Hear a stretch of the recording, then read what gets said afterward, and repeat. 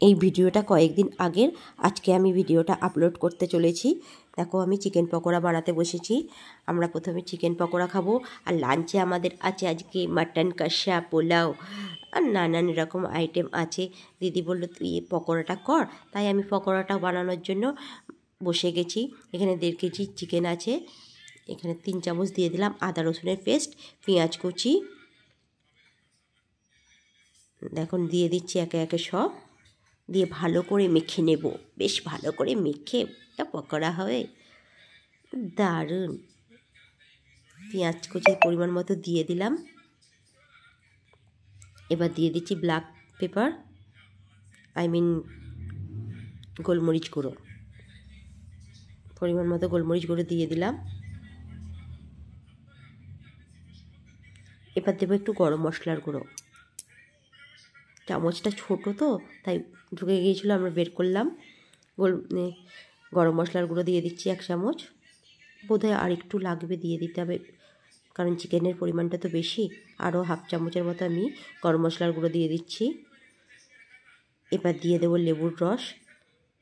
লেবুর রসটা দিয়ে মেখে রাখলে অসাধারণ হবে, মানে চিকেনগুলো ছেড়েও যাবে না, গোটা গোটা থাকবে, ভালো হবে, বেশ ভালো হবে। লেবুর রস দিয়ে দিচ্ছি, একটা গোটা লেবুর রস দিয়ে দিলাম। এর মধ্যে আমার ঠান্ডাও লেগে গেছে ভীষণ। পরিমাণ মতো নুন দিয়ে দিচ্ছি। আমার মায়ের আবার একটুখানি সব এক করিস না, মাংসই ধরিস না, ওই জন্য নুনের চামচটা আলাদা ছিল। এবার দিয়ে দিচ্ছি ডিম ফাটিয়ে দিচ্ছি, 3টে ডিম দেব।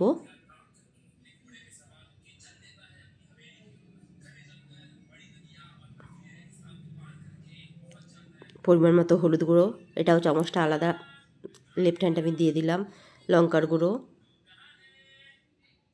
এবার দিয়ে দেবো কাঁচা লঙ্কা কুচি দিয়ে দিচ্ছি।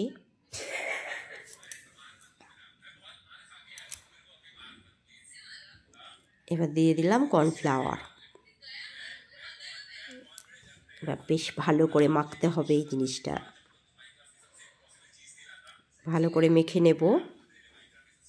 প্রথমে চামচ দিয়ে একটু করে নিচ্ছি, এরপরে হাত লাগাতেই হবে, চামচ দেওয়া হবে না।